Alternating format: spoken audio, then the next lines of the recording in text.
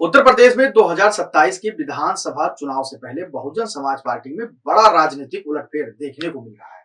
हाल ही में मायावती ने अपने भतीजे आकाश आनंद को पार्टी के नेशनल कोऑर्डिनेटर पद से हटा दिया, जिससे अटकलें तेज हो गई कि बीएसपी में नया नेतृत्व कौन संभालेगा। क्या 70 वर्ष की मायावती दलित राजनीति में चंद्रशेखर आजाद को प्रमोट करने का मन बना रही है, या बसपा के भीतर शक्ति संतुलन का खेल चल रहा है?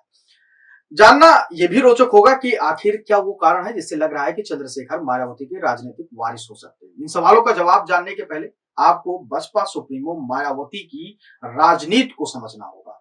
दरअसल काशीराम की बसपा का गठन बेहद जुदा है। बसपा के कामकाज का तरीका अन्य सियासी पार्टियों से बिल्कुल अलग है। काशीराम ने ऐसे मैकेनिज्म तैयार किया है जिसके तहत यह पार्टी ना तो सड़क पर होती है, न ही मीडिया की चर्चाओं में रहती है, लेकिन इस पार्टी का केडर अंदर ही अंदर काम करता रहता है, बिल्कुल राष्ट्रीय स्वयंसेवक संघ की तरह। यही कारण है कि जब बसपा 2007 में सत्ता में आई थी तो किसी को अंदाजा भी नहीं था कि इस पार्टी की इतनी सीटें आ जाएंगी। अब सवाल उठता है कि क्या चंद्रशेखर संभाल सकते हैं बसपा की कमान?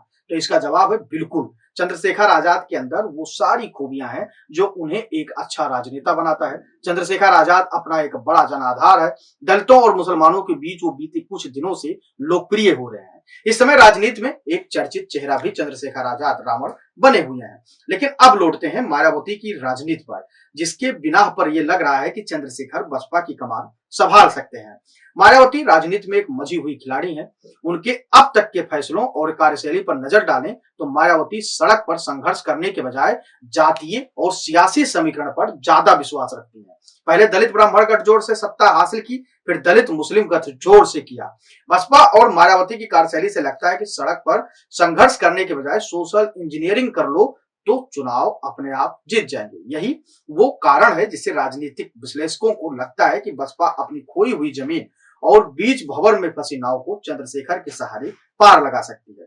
क्या संशय में है मायावती? यह भी बड़ा सवाल है। तो इसका जवाब है आकाश आनंद की बेदखली के बाद एक बड़ा सवाल यह उठ रहा है कि क्या मायावती अब चंद्रशेखर को दलित राजनीति में नई पहचान देने जा रही है? चंद्रशेखर की लोकप्रियता खासतौर पर दलित युवाओं के बीच काफी बढ़ी है, लेकिन अभी तक वो बीएसपी में शामिल नहीं हुए हैं। मशहूर एंकर शुभंकर मिश्रा के पॉडकास्ट में चंद्रशेखर ने बताया कि मायावती से वो मिलना चाहते हैं, लेकिन उन्हें अभी तक का समय नहीं मिला है। उन्होंने इच्छा जताई कि मौका मिला तो वे बसपा के जरिए देश के दलित और शोषित समाज के लिए काम करके पार्टी की विचारधारा को आगे बढ़ाएंगे। लेकिन अब देखने वाली बात यह भी है कि क्या मायावती चंद्रशेखर को वो मौका देंगी जो चंद्रशेखर आजाद चाहते हैं?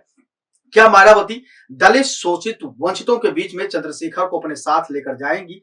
क्या चंद्रशेखर को वो चेहरा बनाएंगी कि जिससे बसपा की एक बार फिर से सत्ता में वापसी हो और एक बार फिर से जो उनकी कार्य करने की क्षमता है, जो कार्यशैली है, जो विचारधारा है, उस पर आगे पार्टी काम कर पाए? क्योंकि अगर बसपा में चंद्रशेखर आजाद की वापसी होती है या चंद्रशेखर आजाद और मायावती मिलकर साथ में चुनाव लड़ते हैं तो कई सारे दलों को करारा झटका लगना तय है। माना यह भी जा रहा है कि हो सकता है कि कहा जाता है कि राजनीति में कुछ कहा नहीं जाता, कब कौन किसका हो जाए और कब कौन किसका साथ छोड़ दे। इसीलिए ये संशय बनाया जाता है, ये एनालिसिस कर रहे हैं पॉलिटिकल जो लोग हैं, वो कह रहे हैं कि कभी भी कुछ भी हो सकता है और चंद्रशेखर आजाद एक बार फिर से बहन कुमारी मायावती जी के साथ आ सकते हैं और 27 चुनाव के पहले बड़ा खेल कर सकते हैं। वैसे आपको क्या लगता है कि चंद्रशेखर और बहन मायावती जी को साथ में आना चाहिए या नहीं आना चाहिए? और अगर ये साथ में आ गए तो क्या कुछ 27 का परिणाम होगा? आप अपनी राय हमें कमेंट सेक्शन में जरूर दीजिएगा। धन्यवाद।